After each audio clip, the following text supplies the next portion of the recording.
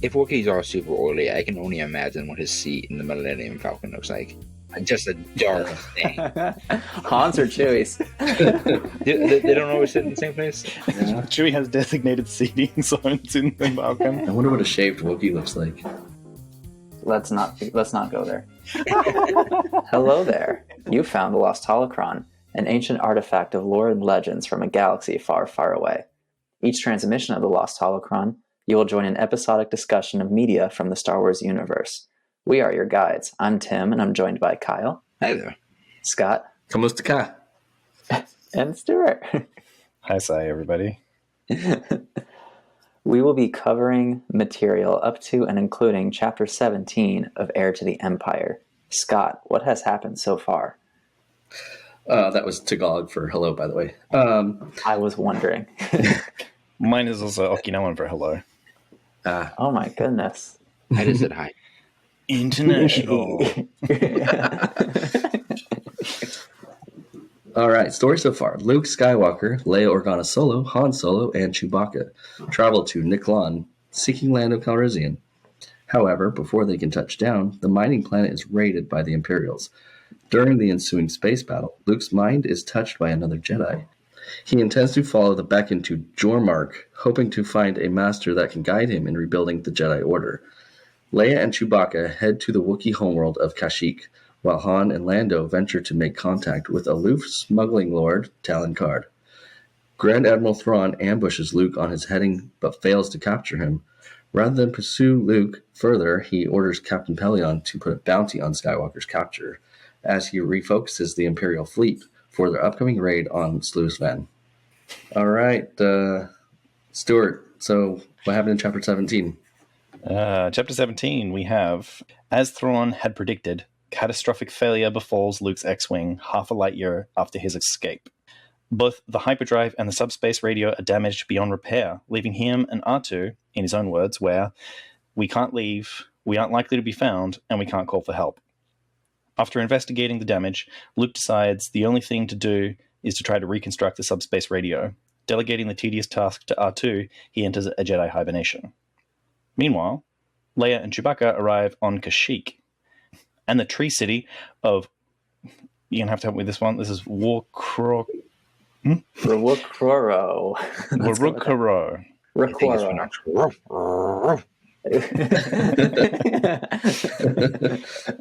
Leia and Chewbacca arrive at Kashyyyk and the tree city of Rawokroro. They are greeted by Ral Rekchin and Salpurin, and Leia is surprised that she can communicate effectively Ral Rekchin. He just tells them to call him Ral, right? Ralra. Leia learns a little about Wookiee culture, but on the way to her supposed safe house, she spots the aliens responsible for her attempted kidnapping on Bimasari again. Mm-hmm. What? Can I just say, abbreviating his name to Ralra, Sheen isn't hard to say. Yeah. No, I didn't think so. No, but that's what he says in the book. He's like, call me Ralra. It's like, Sheen isn't hard to say, so why would he abbreviate to Ralra? Uh-huh. Yeah. I just thought that was funny. I did think it was quite hilarious that he has a speech impediment. That's like the perfect thing for humans to understand. Yeah, I know. What kind of speech impediment makes that easier to understand, though? What do you think? I don't know. Ask Timothy Zahn. Uh-huh. Is this something that happens often in Wookiee culture? I mean, it doesn't seem like it, but it's just... it seems like it'd be awfully convenient, especially if they're doing business with, like, off-worlders, I mean, maybe. Maybe he's just really busy with off-worlders. I mean, if you spend a lot of time in other cultures, you end up picking up their accent. So maybe it's that kind of a thing that, like he said, he was part of the... Oh, well, he said his speech impediment came before the slaving incident. And, maybe a lot of human contact in his childhood or something created this speech impediment that then made him easier to understand to humans. I mean, I had a speech impediment, and it wasn't based on contact with other people. Yeah. Honey, I have a speech impediment. It is based on contact with other people. Oh man, these sessions are just a trigger session for Kyle. Uh-huh. Yeah. I just laugh it off. It's all good. So yeah, I'm not sure. Well, there's another thing that I'm a little strange about is like in writing around this language barrier, I really did like the use of like strange quote marks to or differentiating quote marks to have that this is spoken in one language and this is spoken in another language. Yeah. But why would whatever the Wookiees say make Leia in her head think that the galactic basic R's are being extended or rolled or something like that? Like, right? Yeah. They did have a couple of extended ones in there here and there. Yeah, and it was always like it was very systematic as well. Which of course, that happens with an accent, but this is a translation across what Leia is interpreting. And I just thought it was kind of strange that in a translation, I don't think in my head when I'm speaking to other Japanese people that like, oh, this is what it sounds like in English. I'm just speaking to them in another language, and their idiosyncrasies are bound to that language and not translatable. Yeah, you're not including idiosyncrasies of accents in your translations. I mean, it could just come down to Timothy Zahn knows one language, and he's doing his best here. Yeah, I guess so. That'd actually be interesting to know, is whether he speaks another language or not. I would like to point out that this Wookiee city is the one you go to in Knights of the Old Republic. It is? Oh, really? It is. Yeah, same name. It certainly seems like it's been built upon since the Knights of the Old Republic, but I guess that's like 4,000 years of development as well. Right? Yeah. But also limited video game assets. Right. Yeah. So is this like their capital city maybe, or is it like just a well-known city? Or it seems to be a well-known one, at least, because they do have repulsor lifts, so there's technology in there. Right. Although it seems like they're quite familiar with a lot of technology as well, so I'm not sure that you would go anywhere on Kashyyyk and it be devoid of technology. Yeah, I like how they're still very reliant on the natural biology, and they're still very well connected to the natural biology, and technology is kind of an afterthought or like a emergency, like a backup type thing. Yeah, that was pretty cool. But I like that they're still putting all their connection to their world. Basically, they're still putting that first, which I thought was cool. Yeah, that's a really good point. I didn't really think about it in those terms, but the fact that they're preserving their culture and their technology and their own like cultural identity in these things, but also having those safeguards in the way is a really good way to like carry that forward. Yeah, it's a good way to implement it without it taking over. Yeah, I wonder if there's more places on Earth that we could do more stuff like that. Probably like all of the places. Yeah. Yeah. I mean, culture's getting probably technologically as well. We're quite reliant on, particular breeds of trees. We're reliant on particular, manufacturing techniques and that kind of like. Yeah. Yeah. There's also a fair amount of settlements in areas where we probably shouldn't be putting a settlement, like Las Vegas. Or like near the rivers here in California, because all we have are levees and they keep breaking, and then people are like, oh, what the hell, my house flooded. Right. Or on massive fault lines that could just destroy it one day. Yeah, there's an awful lot of natural disasters in Australia as well, so people going out and building in the bush, bushfire season comes around, and we probably never should have built in Florida because it just keeps getting hit by hurricanes. Oh, of course not. We should just avoid that whole area anyway. Not to mention that the entire bedrock is limestone, so it's porous throughout. This is the Earth, guys. We're not supposed to be here. We gotta get out. I don't want to live on this planet anymore. Yeah. Did you guys know that like Japan is on 3 tectonic fault lines? Oh yeah. Yeah. And so that's why earthquakes are extremely common here. And I mean, California is well known for earthquakes as well, but I think Japan probably is quite a bit more susceptible. Yeah. I mean, they've got really good building codes and stuff like that. Engineering and such to protect against these things. But like, you got 3 fault lines, and things like the Fukushima disaster in 2011. Oh yeah, where it was hit by 2 earthquakes, which it withstood. The aftershock of the second earthquake is what made it susceptible to a tsunami that came in. So like any one of those things, the nuclear power would have been safe, but because it got hit by all of these factors combined, that it just got overwhelmed. Yeah, we need the Earth to be wiped and then rebooted with somebody who really knows how to play city sims and just fresh start. They know we know what fault lines are, we know where the rivers and infrastructure is, and we just fresh restart.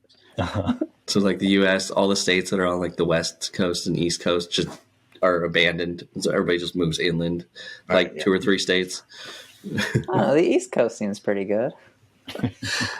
Maybe not the southern part because there's hurricanes, but other than that, well, yeah, no, not that part, but like the northern part. California has its earthquakes and the fires.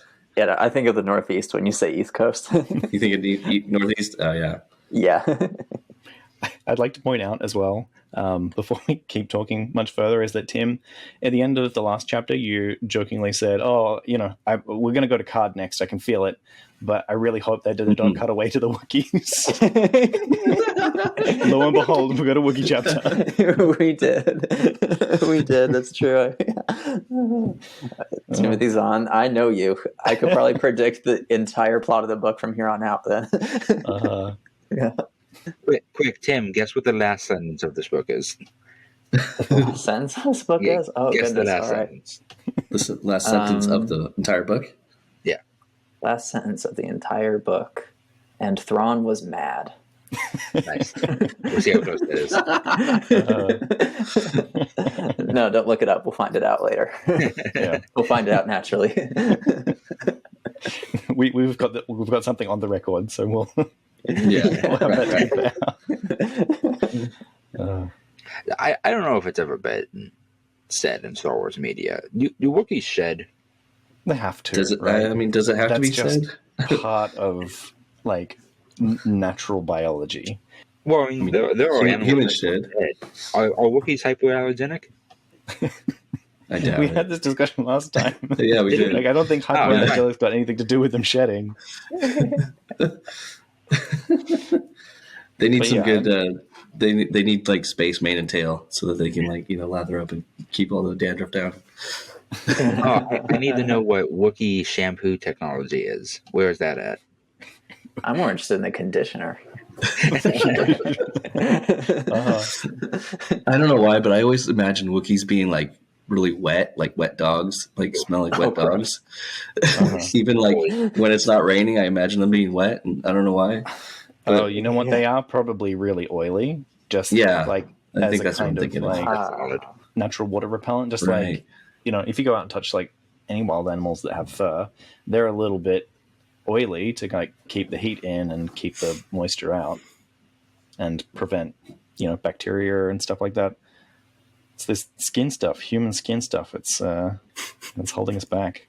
Do you return to ape? Do you think there's like space rabies? Do you think like Wookiees get space rabies? Oh, they definitely have their own diseases, but whether rabies is one of them. And that's my problem with furry creatures. Anytime there's like a furry alien species, I always think of everyday life happens, and I I have scars all over my arms and stuff like that. There have to be Wookiees who are just like missing huge patches of fur. And their fur is incredibly resistant. Just they have to be missing patches. Right. Where are the balding Wookiees? Do scars grow hair? I don't think so. No, because if you like get cut like Anakin, get a cut across his eye. Yeah. His eyebrow Right. stops growing across that scar. I don't think I have any scars in my hairy spots, so I wouldn't notice. But yeah. You know, the other day I got a little too close to a fire, and now I have patch hair from the side of my arm. You know, life happens. Yeah. I mean, I'm growing hair on my tattoos, but I'm not. I don't think that's exactly the same thing, though. No, it's not. But the one of the most dangerous things that we do is cooking, and the Wookiees sure cook. With their whip, smash. Hold on, what was it, Tim? What was what? Stir, whip. Oh my god, yes. The holiday special. Oh Stir, my whip, God. stir, whip. Yeah. And just like, most of my injuries are from cooking. I've got like a big chunk out of one of my index fingers. I've got a knuckle that's been disappeared. I've got a lot of like oil splashes as well with like, yeah. So I imagine that, well, one, their fur would catch it, but if it does damage them, like a knife or something like that, I imagine that they would, I don't know. Do they cook with knives? They must, right? Oh, wait, they've got those big claw things. Yeah. Oh yeah, that was crazy. That was crazy. Yeah. I like the point as well, how like they're taking the slow cable car, and what's his name, Raura, shows his claws to Leia and says, "Oh no, usually we'd be climbing, and that we don't usually take these routes." And then when they get to the top, both Chewbacca and Salperin are just waiting there, and Chewbacca has his like impatient ticks going off. Yeah. Yeah, that was a good bit. Yeah. So they must be really fast on the trees. Yeah. Because I mean, they were still roughhousing like a couple of like 8-year-olds. Yeah. Oh yeah, that's right. Yeah, their friendship goes way back, or whatever he said. Yeah. And then I'm a little baffled as to how Leia did not notice the branches and thought the city was floating. Right. Yeah. How do you not notice branches? They don't have tree houses in space. They like this is new technology. So. Well, I like how they, like the trees grew the cities, and I was immediately thinking of that one vine bridge in India. I don't know if you guys are familiar with that. No. I don't remember. I don't know if it's like unique or if there's multiple ones, but there's a vine bridge. I think it's in India. That's been there for like a few hundred years, and I'm pretty sure the people cultivated it to basically grow into a bridge. I hope I'm not wrong about that, but it's such a cool idea because they just basically use their natural surroundings to make their lives easier. And yeah, it's really cool how they did that. Yeah. But again, it also goes back to like a really intimate knowledge of the local biology and their oneness with their nature. Yeah, that's pretty cool. That is incredibly cool. I imagine they might do something quite similar then with the Wookiees. Is like they're growing out the boughs of the tree in a particular way that also resembles housing. So, Leia doesn't recognize it as tree branches, but because it looks too much like architecture. But then, upon closer inspection, or if you're familiar with the trees, which were called what, the Wuxia trees? Rosha trees. Rosha trees. Yeah. That if you're familiar with them, you would recognize the structure of their branches. Mm-hmm. I am a little ashamed to admit how much I thought of the Star Wars Holiday Special in this chapter. It's like my first point of reference for Wookiee culture.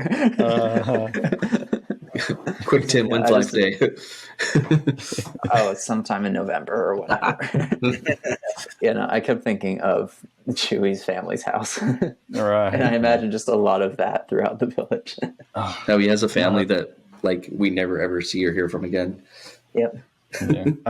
Well, we had like you said, it was a city in KOTOR as well, so we need to replace that image in your head with more replays of I'm up for another playthrough now. Did anybody else get the feeling that Leia is a racist in this chapter? Yeah. Like she was totally othering non-human species in this chapter. She seems like totally oblivious to anything that's like not human. Yeah, I thought it was a nice flaw to add to a character that has otherwise been perfect. Yeah, I mean, like she keeps referring to the Wookiees as aliens, even though she's been with one for forever. And and according to the Wookiees, she's the alien here. Yeah, right. And like there seemed like no sense of like self-awareness in that situation. Of like, oh, these Wookiees and their alien minds and their alien architecture and their alien technology, and not just that, but she lost her ability to perceive branches. Yeah. So yeah, it was kind of jarring actually. Yeah, it's like, come on, you've had to have had some sensitivity training in the rebellion. Right. Yeah, for real. Yeah. But no, senator's gonna senator. Yeah. Still very human-centered, anthropocentric universe. I would really like to point out how much I loved how like all the Wookiees were just on it when Leia was like, oh, I see an alien in that house. Yeah. Right. They're just ready to go, and they shoot a door open. Wait, did they just knock somebody's door down at the end of the chapter? It said that Chewie used his bowcaster to shoot it open. Blast it open. Yeah. Preach. Like, I thought that's what was happening, but then I was like, no, this is like a communal village. Everybody has that, and they like there's property rights in. It says in the chapter that they're capitalists. There's property rights in Kashyyyk, so they just blast down somebody's door. Yeah. Oh. Chewie's been away for a bit.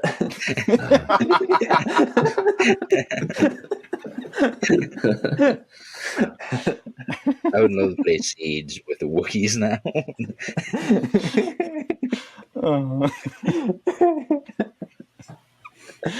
Yeah. Maybe they were communists back when he was living there.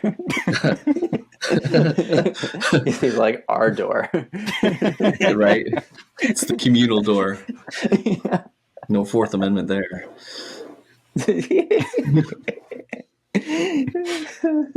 Well, I mean, they are like very, like, not Spartan in a good way, but like Spartan in the toxic, honor-bound culture way of like anything for the hive mind. Yeah. Death above dishonor. Yeah. Oh man, when they mentioned life debts as well, like, oh, he's now promised himself to me. I'm like, oh man. No. Life debts. Poor things. I like how we just completely skipped over the Luke part of this chapter. Well, I think we'll get that towards the end. Yeah. Well, okay. Yeah. The Wookiee part's way more interesting. Meantime, God damn it. Actually, I thought the Luke part was more interesting. I felt like there wasn't a lot in this chapter apart from just a bit of like exposition about the Wookiee culture, and then there's like a little bit of action at the end. Mm-hmm. But there was a little bit to talk about. Like one life debts, I think that honor is a toxic trait for a society to hold because it's just Change is good. Yeah, it changes what good is. And to like stain people like that of like, I don't think that's a good thing. But like Kyle mentioned in one of the last chapters of Nazism being seen across Europe, just like you can take down the iconography, but you can see that, it's not weathered in the same way that you can see, oh, well, that's the place that a lot of this terrible stuff happened.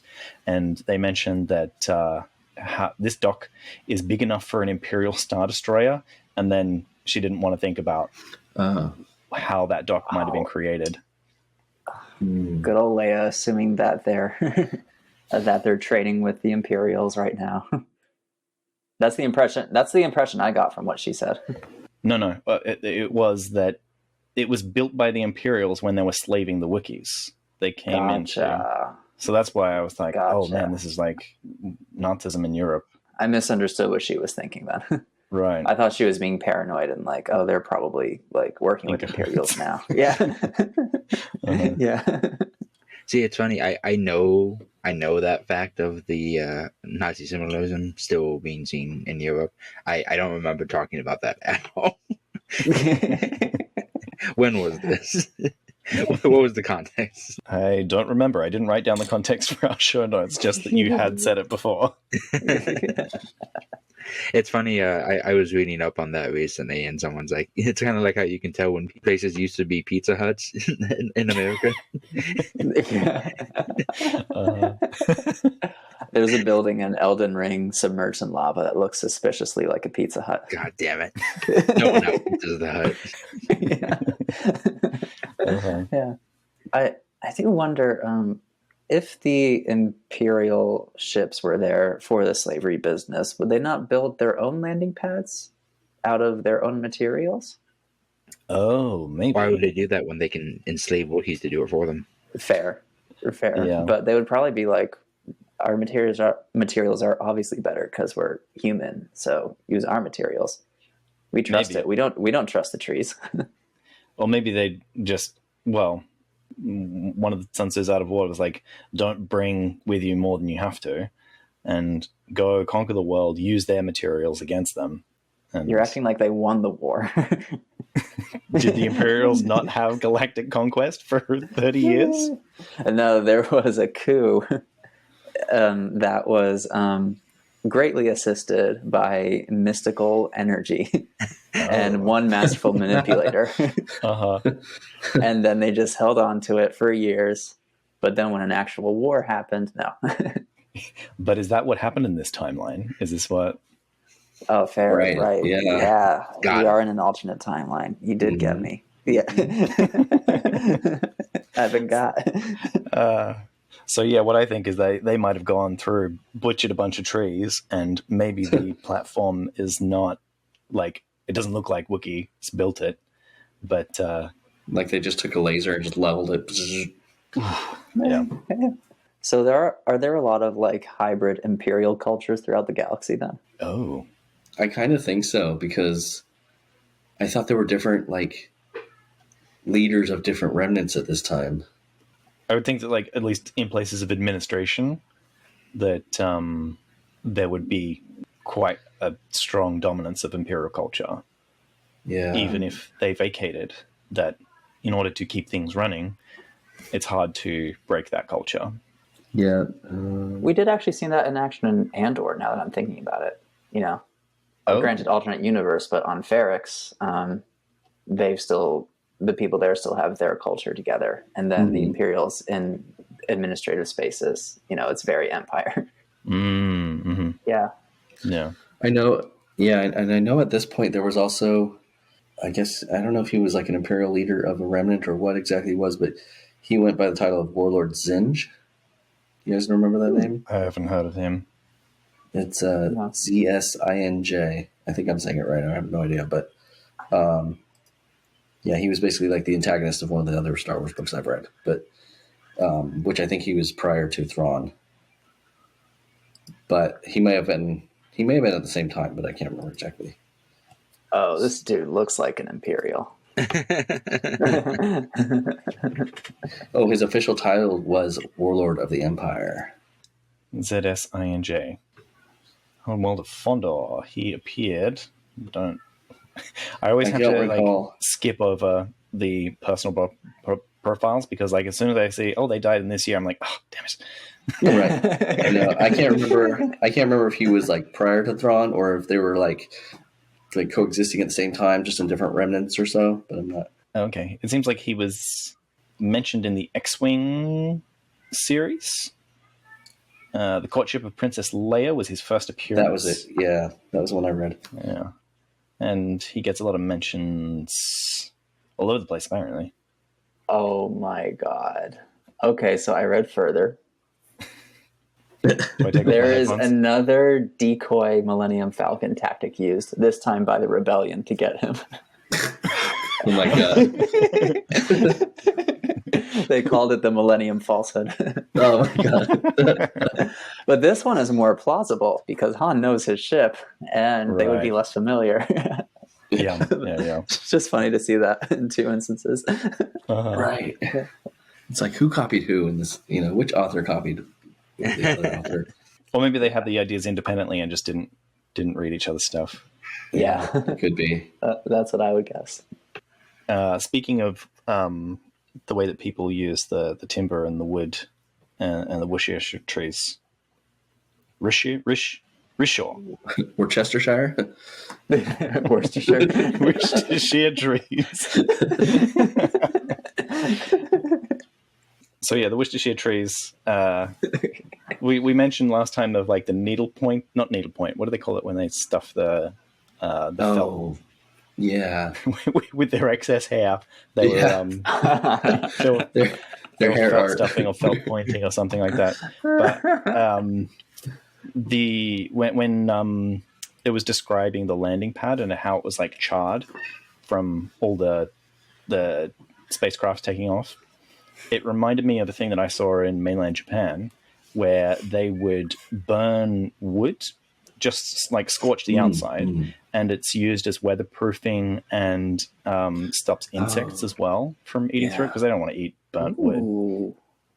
It's called burnt timber cladding, and it goes by another like proprietary name as well.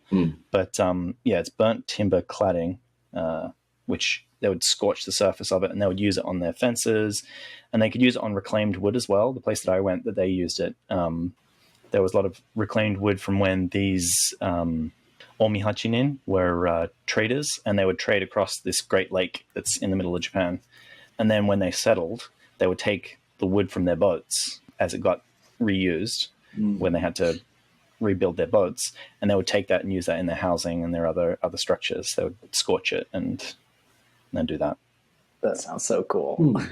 Yeah, it was a really nice texture as well. I would totally put that everywhere.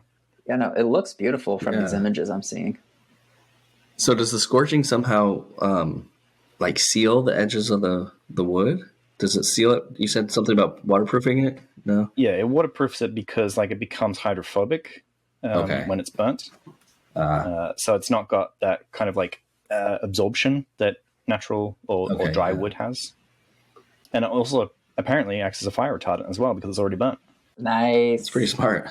Yeah. So people build your house out of burnt timber cladding. Build your house out of other people's houses that burn down. We will rebuild from the ashes. Like a Yes. phoenix we rise. Phoenix Yes. house.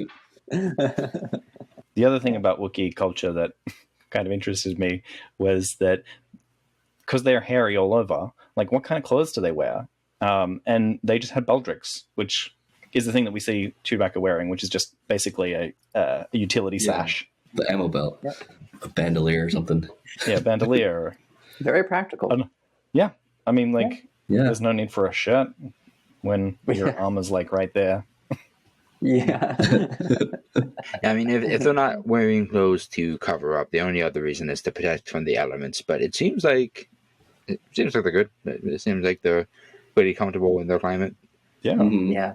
Seems like Yeah, they it's seem pretty really tropical, maybe temperate. Say rainforest. Yeah. Yeah. Which makes sense why they're always moist and oily. Right. That's why, I always imagine them being wet and like growing moss all over their fur and stuff. That's just, I don't know why. That's why they need the It's just what I shampoo and the pictured. conditioner. I can only Exactly. They've imagine. got special antifungal shampoo. I imagine them being conditioner. wet from the hair texture on the models in Fallen Order. Yeah. Yeah. Remember how those look? The character models for the Wookiees? Yeah. It's a little jank. A little bit slick. Yeah. If Wookiees are super oily, I can only imagine what his seat in the Millennium Falcon looks like. Just a dark thing. Hans or Chewie's? I mean, Chewie's got to sit everywhere, right? So Yeah. Chewie has designated seating zones in the Falcon. Right? They don't always sit in the same place. I guess I'm used to it because when I'm in the car, that we all have a very specific car spot we sit in. Yeah, but I mean, like Chewie takes over the piloting sometimes, That's it. and Right. even in the lounge area, he's sitting in the booth playing holochess with C-3PO. Yeah, that's it. Does anybody know the name of that game? Yeah, I knew the name at one point. Jomark, I think. The Jomark, right? Yeah. I wonder what a shaved Wookiee looks like. Let's not go there. Well, because there's this episode. There's an episode of Venture Bros where they meet the $6 million man, and he's also with Bigfoot. And to get past like security guards, they have to shave Bigfoot to make him look like a normal. And it's just weird. The guards one of the guards totally knew it was shaved Bigfoot. It was really funny. I'm imagining something like Jim Carrey's Grinch, specifically the parts of his prosthetics where there isn't hair. Right. Yeah. Yeah. Really sad though, but if Wookiees were in our world and one of them got mange, definitely would be a cryptid based off them. Mm-hmm. A cryptid, like a not Wookiee or something. Yeah, something along those lines. Just there's plenty of cryptids are just an animal that had mange. Yeah. What is mange? It's a sickness that wild animals. Well, I mean, Oh, okay. Aww.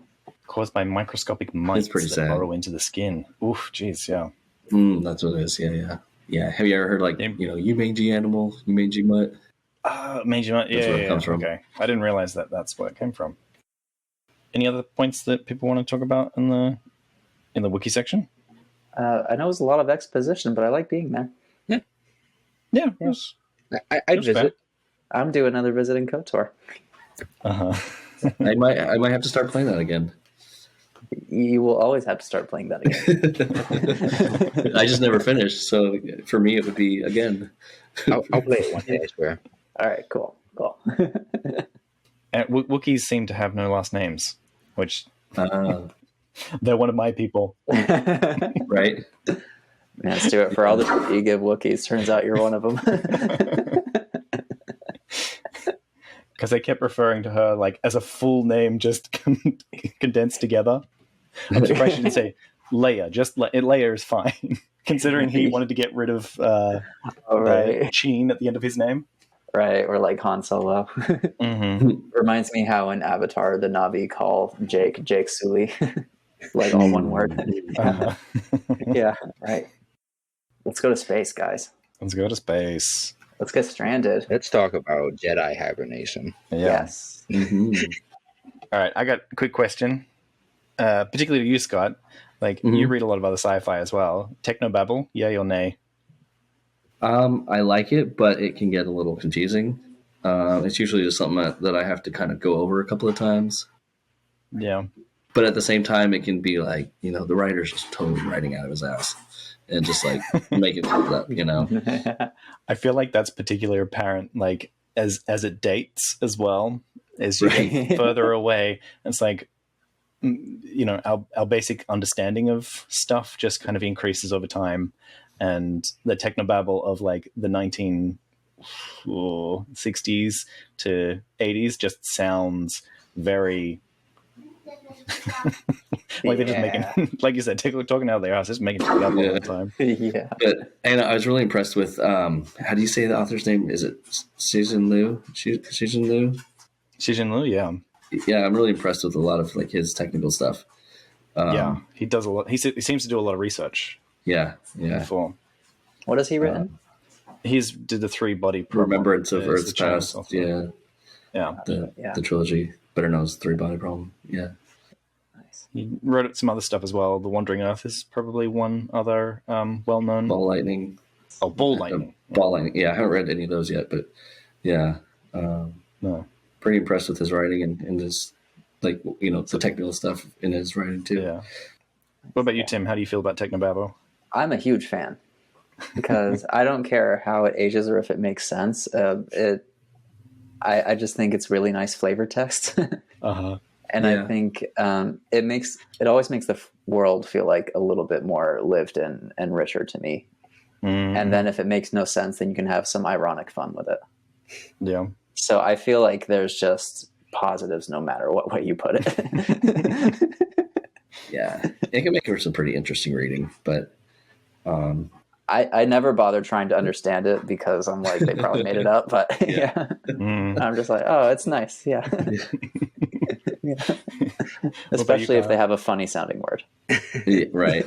I also enjoy technobabble. I enjoy the flavor text, but I also do feel like a lot of times it just gets boiled down to like crystals. Crystals, Space space magic. Right, exactly. Yeah. I actually listened to a podcast with a guy who is talking about technobabble because he's what is he? An astrophysicist or some sort of like cosmologist or something, and he said that he consulted on the Avengers Endgame for their time travel stuff, and he said that the good scientific consultants will yes and whatever the writers say, because it's, primarily this is a story. We want the narrative has to make sense, and we can't say that no, that's not feasible in our own universe. It's like this is a narrative universe that we have to yes and. So what other consequences come from the things that we are yes anding is the... It doesn't have to be real, it has to feel real. Yeah, and that really actually changed my own thoughts about technobabble, because before I would also find it a little bit painful of like, oh, we know what tachyons now are, or that they're maybe not real, and these things that you're talking about are just like, oh yeah, we don't talk about that stuff anymore, or it's like been disproven or whatever. But like having that mindset of like yes and, it makes it a lot more fun. An example of aged technobabble I really love is looking at how many Marvel heroes created in the 60s got their powers from radiation. Yes. That reminds me, it occurred to me the other day of like, did people believe this because it was touted at the time of discovery as like this huge medical revolution? And there's Kyle, you probably know, there was a boxer who was drinking this radium tonic. He was trying to sell it as well, and his jaw fell off just from drinking all this radium. I remember that story. I can't remember who it was, but yeah. Yeah, we'll put a link in the show notes. Somebody that can talk about this better than we can, but it just occurred to me the other day that like, oh, maybe so many superpowers come from radioactive this or radioactive that because of the thinking at the time. Oh, totally, yeah. Well, they also thought that, back in the 50s or whatever, they also thought that hiding under your desk would protect you from a nuclear blast. But I feel like that was more of a like... That was a lot of propaganda. Comfort. Yeah. It was more like, it's just something to get them to do. I mean, it's better than telling them, like, if the nuclear blast goes off, there's nothing you can do. Just stand there. It's like, at least you won't see the fireball coming towards you. I don't know why that it make me remember in the original Spider-Man animated series, the theme song repeats spider blood, spider blood, radioactive spider blood. Spiders don't have blood. Yeah. Yeah. Stuart, not to derail us too much further, but what do you think of the Sophons? Sophons? Oh. Yeah. I thought that was such a cool idea, but completely technobabble, I think, but it was just really cool. Yeah. I mean, like I just mentioned, that I think I might have listened to this podcast before it happened, and so I was more open to that yes ending. Because I also listened to a different podcast that said that don't get me started on those Sophons, just like how unrealistic it would be, because you have once you add information to something, you can't then accelerate it to the speed of light. Right. And like, I do like the idea of Sophons, that like you are unfolding this high dimensional object, writing some sort of like computer into it, then folding it back up and having that as some sort of like controllable probe. Like, I feel like it was just really good writing for the story as well. It was really interesting. Yeah. I mean, spoilers for anybody who... Is this another 3-body problem thing? Yeah. It's a 3-body problem. Oh, okay. Yeah. Sorry. Yeah, not to derail us too much, but yeah. No, you're good. Yeah, so I don't know. Did it really take Luke 2 hours to dig through something underneath his X-wing? Like, what was he looking for? Did I hear that right? Probably had to move very carefully. Man, Right. It sounded like he was just digging through hoses and crap, but I don't know. Have you seen how big the cockpit is in an X-wing? No, you're right. That's true. Compared to the rest of the ship, it's, yeah. I don't know if you guys remember, you can survive on an X-wing for up to a week in space. Yes. Yeah. But thinking about it in the movies and what we saw. Do you think he has to climb through the septic tank to get to where he was going? Well, we can check again. No, but remember the septic tank is R2.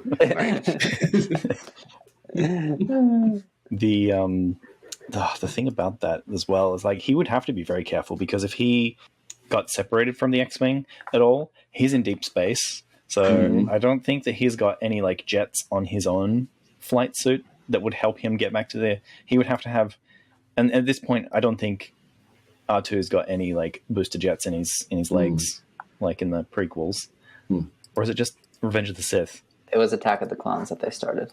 Okay. Yeah. So I don't think that, unless there was like emergency things on the X-wing to then kind of drift back towards him, that'd be a scary way to go. No matter how long you're going to hibernate for, drifting at like half a meter per second away from your You're right. X-wing would be absolute hell. Well, how did Leia do it in The Last Jedi? Oh right, he's got the Force. All right, never mind. He's got some plot armor that'll help him. Yeah. Well, I was going to ask, if a Force user was in space, could they use the Force to pull themselves to something? I mean, I think they would need an object to allow. Well, yeah, they'd have to pull He towards probably- something, He could lift the X-wing. He could force the X-wing to him. But if it was a larger ship, do you think you could like use the Force to like bring yourself in? Yeah, that's what Leia did. Like grapple with the Wait. Force. Wait, I what Kyle is saying now makes me think that maybe instead of Leia being the one to go to the ship, is that she moved the entire ship with the Force to then come around her so that she was to safety. She could have. Maybe. We don't know. We don't know her choosing. Maybe, yeah.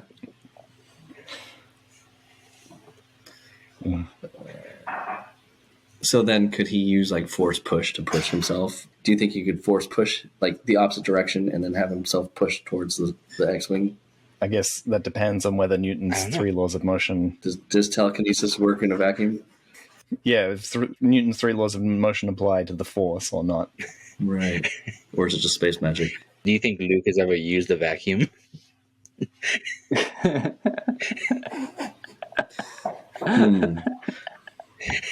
Like a vacuum cleaner? Yeah. Like a Hoover? No, I don't actually, now that I'm thinking about it. Because the Lars homestead did not seem very clean.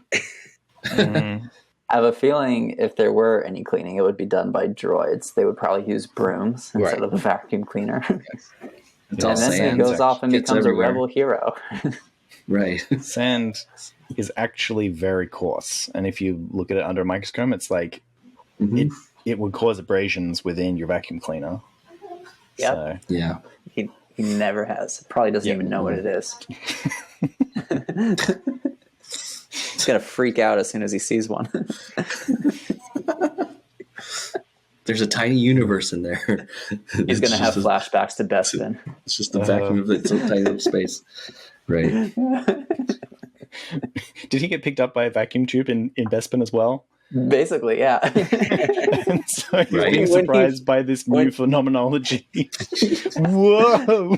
Yeah. You know, because he falls to the bottomless pit, but then you see, like, he starts angling into these tubes that are clearly, like, each at an angle within this big cylinder, giant cylinder that he's falling down. So he got sucked into it. Okay. Yeah. Do you think the basic like physics of space is something that common knowledge to people on Tatooine? Do they know about like the vacuum of space and travel and everything? Because like I imagine he'd probably never been to space before A New Hope. I mean, maybe, but I'm assuming. No, I doubt it. Depends how good his homeschooling was. Do you think he would even know about the vacuum space? Right? Yeah. Yeah, he definitely wasn't. What do you call it in America? The common something? Common Core. Yeah, he doesn't have the common core in Well, that's a good thing. that far away from Touchy Station. Maybe that's what he wanted to go to Touchy Station for, is to get a good education. Turns out the whole time Luke wasn't hanging out with some delinquents. He was just getting a good education for himself. He's just trying to get his GED. He didn't want Lars to know. Get his piece of paper that will... He can finally get off that homestead. Yeah, get off the homestead. Yeah. So this chapter makes me very claustrophobic. Oh, yeah? Are you Yeah. claustrophobic in general, or do you not like deep space and the ocean and stuff like that? I'm okay with deep space and the ocean. Deep space is kind of freaky. But tight spaces, I'm very much not a fan of. And if you look at the cross-section I linked again, and think about X-Wing cockpits in the movies, you can see what Luke is crawling around in. Ooh, yeah. That's not a lot of space. Not at all. So that's why I think it took 2 hours, because he probably has to move very carefully. So he does not want to get stuck in anything, because... So wait, which part of the ship was he trying to actually crawl into? I guess the proton torpedo section. I imagine it's like one of those puzzle sliding. he was playing one of those puzzle sliders for the entire 2 hours. It's like Traffic jam. Yeah, traffic Rush hour. Just so that he can find his own way in there, and like he's blocking his own exit so that he can keep going forward. Yeah. Hey, Tim, I have a question. As someone who also has light claustrophobia, do you often have nightmares about getting stuck in small spaces? I actually don't dream very often. Oh, interesting. Yeah, but I have awful daydreams about getting stuck, or intrusive thoughts about getting stuck in small spaces. Oh, wow, okay. Yeah, no. I like to torture myself by finding stories about people who got stuck in caves. I don't know why, but it's still fascinating to me. Despite the fact that it really sets me off. Or that one Junji Ito story, the Enigma of Amigara Fault. Have you guys heard of this? No. Well, the basic premise of the story I mentioned is that this fault line opens up in the side of a mountain, and there are human-shaped holes all throughout it. And people go to see it. And Wait. Human-shaped or human-sized? Human-shaped. Oh. Like imprints? Exact cutouts of people's bodies. Wow. And people go there, and they will literally find one that is their exact cutout. And then they get compelled to go in. So cool. Wow. And it's cut in a way so that, like, with the pattern inside the cutout, you cannot move backwards. You are only forced to keep moving forwards. Every movement you make. It is quite horrifying. I recommend reading the rest at 2 a.m. Yeah. On a lighter note, that reminds me of a Japanese game show where there's like a silhouette cutout. Is it Facing at the contestants, and they have to try and like bend what was that, hole in the contort wall? to that shape. There was an American version called Hole in the Wall. Okay. Yeah. See, I immediately thought of MXC when you said Japanese game show. Most Extreme Elimination Challenge. That was like the... Oh, you mean, oh my God. You mean Takashi's It was the Castle. parody of it. It was a parody of it, but... Huh? What kind? It was called Takashi. Takeshi? Yeah, Takashi's Castle or Takashi's Castle or something. Yeah. But, yeah. One of the things that I found out while looking at this chapter, he said that he would travel for 10 minutes at 0.4 speed, and he ended up half a light year from where he set off. And so I did a little bit of calculation, and 0.4 speed is 27,000 times the speed of light, which the speed of light compared to the size of the galaxy is actually really slow. There is a really good... right. Wow. There's a really good video on Kurzgesagt about how disappointing that the speed of light is compared to the size of the universe. Oh, yeah. Aw. But this is the first time he's mentioned some sort of like speed scales, and so like 0.4 being 27,000 times the speed of light. How fast? Because just I thought that was pretty incredible, right? Just oh, here's a tidbit about how fast that actually is. Like, whoa, that's insane. Yeah. Damn, space magic, huh? Yeah. Hyperspace can do anything. And in J.J. Abrams' movie, it's 20 times that. Is it? Well, just because of how quickly they travel between planets. Oh, right. And those, yeah. If you're in the Planet Express ship, you can go anywhere in the universe like instantly. So, actually, to your point, Tim, I liked the little line that said that his X-wing, so sturdy in combat, seemed now to be little more than a terribly fragile thread by which his life was now hanging. I'm like, oh yeah, that's such a good line to demonstrate how completely isolated he must be at this point. Yeah, every bit of description about the shape the X-wing was in made me just a little bit more nervous. Yeah. I do feel like a lot of the tension was deflated because we know that he's being followed and tracked. Oh, okay. But still getting, just the way the situation was described, I think, recovered quite a bit of that.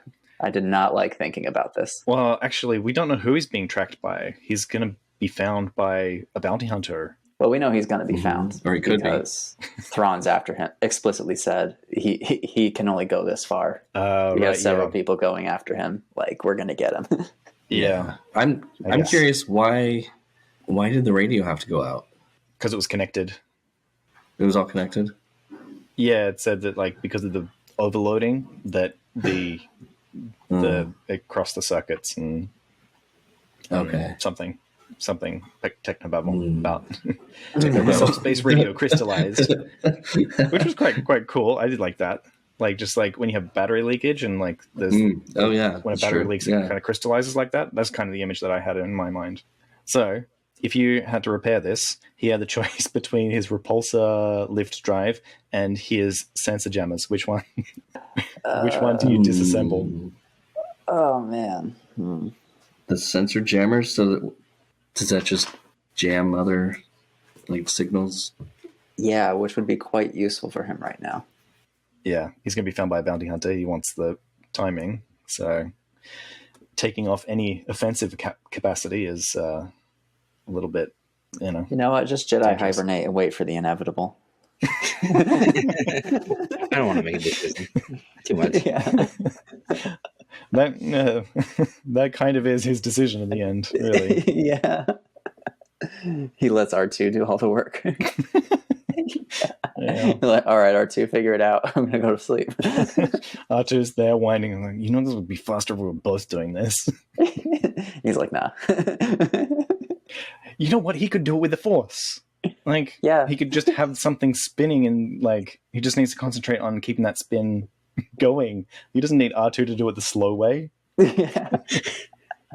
No, he needs the Force to hibernate. Priorities. Use your space magic. Needs a nap. I guess the thing is that if he stays awake, he has to eat. So probably that, the 1 week that you can spend in an X-Wing, he can extend by several times, because he said that he only has to wake up once every 2 or 3 days, something like that. Yeah. So I would imagine that he could spend maybe a month in his X-Wing if he's hibernating like that. Yeah. Well, what about passive life support systems like oxygen and others? Yeah. Well, he has enough rations for a month, but not enough oxygen. I don't know. Yeah. Oxygen never seems like a big deal in Star Wars. Yeah. Maybe it's like a permanent scrubbing thing. To be fair, you do use less oxygen when you are sleeping. Good to know. Is that true? Pretty sure. Let me fact check. Yeah. I mean, your body is like, it's not inactive while you sleep. It's actually very active. So I wouldn't be surprised if like everyone's oxygen levels in the blood are lower during sleep due to a mildly reduced level of breathing. Also, I don't know that word, ALVEOLI,